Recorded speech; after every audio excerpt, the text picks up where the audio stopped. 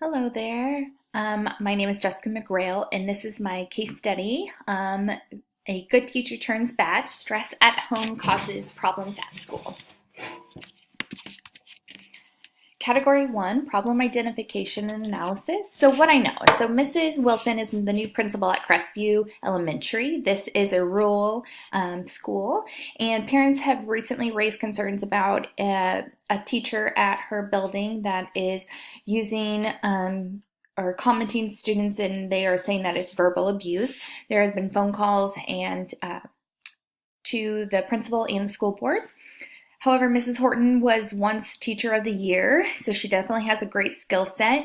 But we have found out that from other staff members that Mrs. Horton has been having a hard time recently. There's been some changes at home. Her husband has left, making her to be a single parent to two teenage students. And a recent meeting with a parent went very poorly.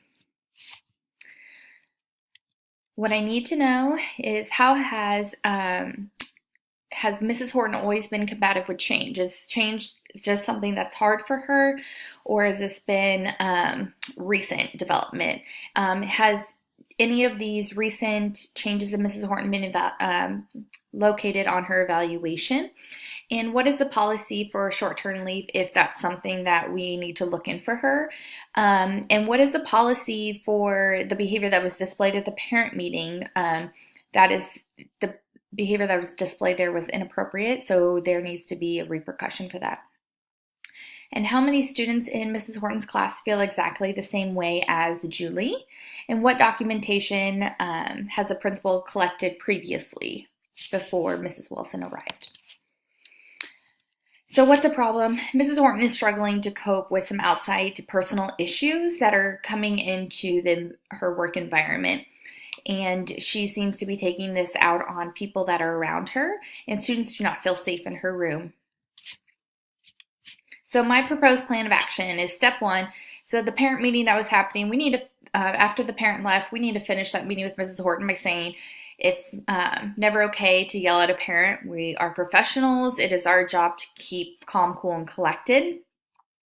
And that we are going to end this meeting right now so that she has time to cool down, and that they will meet tomorrow morning and set a time. And before that meeting, Mrs. Wilson needs to review the board policy and contact Human Resources for feedback. Step 2, in the next morning when you meet with Mrs. Horton, have a representative from Human Resources at the meeting, possibly to help answer any questions that Mrs. Horton may have, and explain to her and allow Mrs. Horton to have her explanation of her side of things, of what happened. And then we're going to discuss the current parent complaints that are against her and have a productive conversation. Step 3, create a plan of action to move forward. So I don't feel that it is appropriate if we haven't addressed it in the past, and I'm not sure if we have, but I don't think it's appropriate for us to just dismiss Mrs. Horton based on this one interaction, even though there's been few, but this is the first real documented one. So I feel that she should have a chance to improve her behavior and know that it's unacceptable. So I think we should have a written plan of improvement that addresses her behavior and also is very clear in the expectations moving forward, what we are going to expect from Mrs. Horton. And also outlines possible consequences if there is no improvement, or she's not meeting expectations, or this continues to be an issue. And then we're going to identify how the plan will be monitored from now until the end of the school year. Step 4, I believe at this time that Julie should be moved to another teacher's classroom. Due to the broken relationship with that parent in that parent meeting, I feel that it's best for everyone involved in that situation just to cut ties and move on to another classroom. And I think that we need to inform the parents that have complained in Mrs. Horton's room that there is a plan in action, and that Mrs. Wilson's always available to talk about any concerns that they may have at any time. So this is category 3, resolve the issues. So my decision based on promoting the success of all students. So I believe that we need to provide Mrs. Horton with some emotional support resources, whether that's talking to our counselor within the building. Most school districts, through your health insurance, provide at least 6 to 8 free counseling sessions. So I think we need a reminder of that and offer some time to temporary time off, something that's going to help emotional support, or give her a referral. I think we need to repair the relationship with the parents in the class. And Mrs. Horton absolutely needs to have parent-teacher conferences. Unacceptable that parents don't know the progress of their students for the entire year. And I believe that these should be supervised by Mrs. Wilson. And then I think also Mrs. Horton and Mrs. Wilson need to have opportunities for parents to spend time in the classroom to repair that relationship and see that Mrs. Horton's trying to make it better. We should provide a buddy or mentor teacher to Mrs. Horton. With the new reading program, she's very against it, but I think that if we can help her and support her in implementing it, that she may be on board, and it may eliminate some of the stress if we can help problem solve some of the issues in her class, which may help her spend more time building that relationship and lowering her stress level. Category 4, debrief the problem. So my thoughts, feelings, and values related to this problem. So I feel that this problem could have been avoided if we would have been more proactive in addressing some of these concerns earlier on. So when we read about how she'd make comments about reading programs or be rude to other people, we should have addressed those from the very beginning, because I feel like it just kind of built and built and built and then it just blew up. So we can do this through documentation on evaluations or anecdotal notes from conversations with other staff members, or just documentation as we see progression. I think Mrs. Horton has an excellent skill set, but right now she definitely needs more support. So we know that she's been Teacher of the Year, and we know that she can be an excellent teacher. We need to find a way to support her in this hard time. And then I find value in the community of the staff members, and I feel that this is a time where we can really show how strong we are as a community and really rally around this one person. So the unresolved issues, how long is this going to last with Mrs. Horton? We have no idea if this is going to be, if we can get her the sports in place, is it going to resolve itself pretty quickly? But will this have a lasting effect on future generations that will be in Mrs. Horton's room?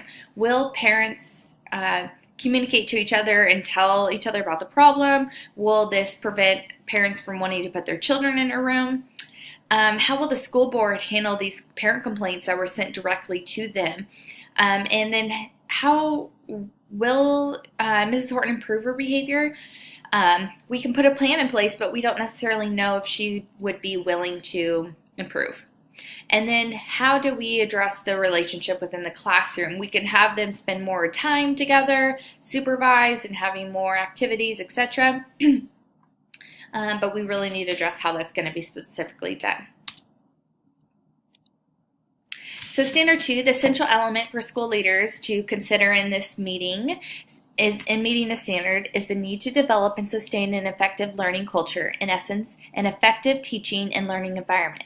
They must communicate and model behavior that conveys that all students have promise, and when placed in a culture that ensures inclusive behavior, they are reachable, teachable, and capable of success. So this is standard 2 that we're going to be talking about. So component 1, as an educational leader, I would promote the academic success of every student in the case study by providing additional support to Mrs. Horton. So whether that's an instructional aid in there, whether that's me coming in to support her classroom, giving her more time to plan, lower her stress, and pairing Mrs. Horton with a buddy or mentor, helping her problem solve through some of these issues that are making her frustrated, may lower some of her stress level that she's taking out on others. The improvement plan to support progress in both Mrs. Horton and her students. So that plan of improvement, we're going to be documenting the progress of Mrs. Horton and her students because we want to make sure that they're still making progress just as much as Mrs. Horton is. Component 2, so we want to provide, this is as an educational leader, I promote the personal well-being of every student in this case study by providing Mrs. Horton with emotional resources and support, whether that's seeing our counselor, letting her go and see that outside counselor, providing her with whatever she may need to get through this troubling time. Personal well-being for the is by requiring parent-teacher conferences. That's going to really make people work together, collaborate. It's important that parents and teachers are working together. And also by having opportunities for those parents to come into the classroom. That's going to help everyone's personal well-being of being able to repair and feel safe within that room. Lastly, providing Mrs. Horton with support in the classroom to repair that relationship. So with those students specifically, how can I bring in more people to repair that relationship, getting some pairing time of positive interactions? And lastly, component 3. As an educational leader, I would enhance instructional capacity in this case study by collecting data from the improvement plan. So I want to make sure that we are making progress that can be documented. And I would like to do walkthroughs and provide feedback in the moment. So giving her that positive reinforcement, but also reminding her of when she needs to correct. Supporting Mrs. Horton's emotional stability and professionally. So that means making sure that emotionally she gets what she needs, and professionally we can support her by lowering her stress and getting her the support that she needs to have student success. And that is my case study. Thank you for listening.